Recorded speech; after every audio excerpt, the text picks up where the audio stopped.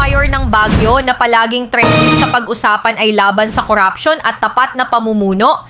Siya si Mayor Benjamin Benji Magalong. Dati siyang General sa Philippine National Police, kilala sa investigasyon ng malalaking kaso gaya ng Mama Sapano incident.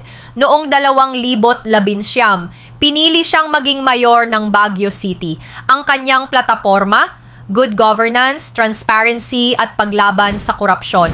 Simula nang siya'y maupo, naging matunog ang kanyang pangalan sa paglilinis ng pamahalaang lungsod, pagtatanggol sa kalikasan at pagtutok sa urban development para hindi tuluyang masakal ang Baguio. Ngayon, kilala si Mayor Magalong bilang leader na hindi natatakot magsalita laban sa maling sistema. Maging sa national issues, diretsahan niyang sinasabi ang totoo kahit sino pa ang tamaan. Kaya kung tatanungin ka, dapat ba ang mga ganitong klaseng mayor ay tularan din sa ibang lungsod?